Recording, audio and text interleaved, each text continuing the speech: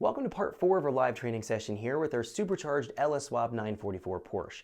In our last video, we learned how to calibrate and tune our part throttle area of driving. Now we're going to turn our efforts and our attention onto calibrating the full throttle area of operation. This is going to be getting into boost. We're going to find how to tune our fuel, how to tune our spark timing, taking a look at our knock sensor information, and making sure that everything is going to be 100% and safe and still produce good power here on 93 octane. We have a lot to cover. Let's jump in so we can learn how to tune our full throttle. Welcome back to our live training session here with our supercharged LS Swap 944 Porsche. In our last video, we learned how to calibrate the fuel and spark timing at part throttle cruise type of conditions using a Holley Terminator X system. Now we're going to turn our attention into calibrating our full throttle type of operation. So we're going to be learning how to deal with fuel and spark timing.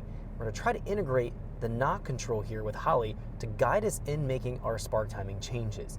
What we need to do right now is talk about where we're at, what we have going on with the fuel and spark timing tables, and then we're actually going to go fire up the engine, let it warm up a little bit, and start to do our first pull and learn how to work with this, going through, again, dealing with the fuel first, then spark timing, making sure everything's safe and calibrated 100% so we can move on to flex fuel in the next video. So right now, let's jump in here. We have our volumetric efficiency table open, and then we also have our spark timing table here. Now, in our volumetric efficiency table, we're focusing our efforts on everything from 100 kPa and above. So right here, 110 kPa all the way up to 240 kPa.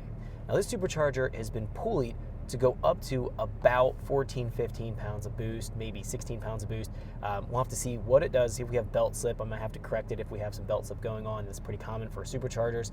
But we're focusing all of our efforts on making sure these VE values are going to be accurate for the engine, the estimation of airflow into the engine. We know at part throttle, we focus from 100 kPa and below. These values are pretty much optimized. Everything was pretty dialed in. The closed loop correction and the learn correction were making minimal adjustments. We optimized our injection and angle table. I went back in here and further just refined and went over the VE table, making sure this is 100%. So we know that the engine at this point can start up, idle on its own. We can drive part throttle, make sure that's all good, and then we can move into full throttle. So this is the order of operations we need to go into. The full throttle tuning here, we're going to rely on what the closed loop correction is doing. We're going to allow the learn correction to make minimal adjustments. So the closed loop correction is going to guide us in really making our changes here at wide open throttle. I don't like to use the long-term trim to really do a whole lot at full throttle. Let's go in and take a look at that real quick. So we're going to move up here into system preferences. We're going to go down to closed loop learn and into learn parameters. The last video, we shrunk our compensation limits to plus or minus 25% across all of the table for that long-term fuel trim type of contribution into our learn table. What I'm going to do right now is actually shrink this down even further. I'm going to go to plus or minus 5% of adjustment.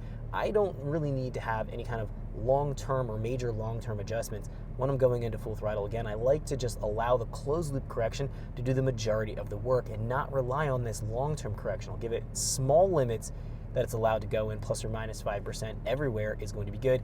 If you wanted to broaden up that allowable range of adjustment, you might go plus or minus 10. But at this point, we're really focused on using that long-term trim and our long-term type of control for part throttle driving. Now we've zeroed it out for long-term at idle in this particular car. I don't want the long-term learning at idle. It's really going to just be for part throttle cruise type of driving. So we're going to move our limits to plus or minus 5%, so they're really not going to be contributing as we go full throttle. Now we actually could go here and take this a step further to make sure that it isn't going to contribute any fuel at all with a long-term factor and just purely what the closed loop is doing, which isn't necessarily a bad idea, so the calibration process is a bit more straightforward. We can go in here and actually grab all our values here from 90 to 120, let's say right here, and just zero them out. So we're only allowing this long-term correction to apply itself from 90 kPa and below, which is vacuum part throttle driving. That should be pretty sufficient here. If we go back to closed loop parameters, this is our closed loop comp or the short-term adjustments that are being made. We have our allowable limits at plus or minus 50%. This will be more than sufficient to dial in our full throttle.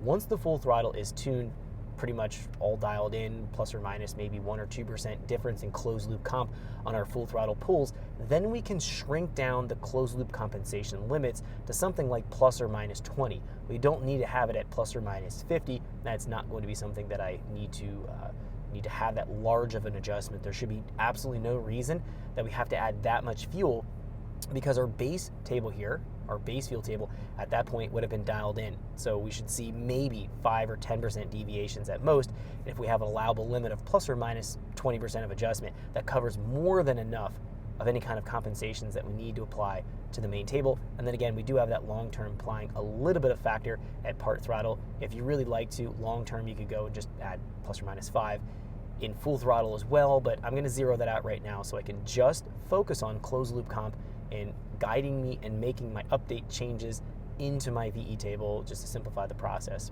So that's where we're at with the fuel. Let's go ahead and close out system parameters. Into our spark timing table. Now in the last video, we also optimized our spark timing at part throttle. We watched how to reach maximum brake torque or get close to it on the dyno. You can follow that same kind of technique off a chassis dyno. I've illustrated that pretty clearly in that last video and talked about all the things that you can do. Now what we're gonna do in this video is head into full throttle, so going here essentially above, again, 100 kPa, so 110 kPa and above. Thanks for checking out our teaser clip. If you want to see the rest of this video and more than 500 hours of current EFI training we have to offer, make sure you click right here. If you want to go and check out more teaser clips from this training course, click here, and you don't want to miss any of the videos we're going to be releasing on this channel, so make sure you subscribe and click here. Thanks for watching, and I'll see you guys later.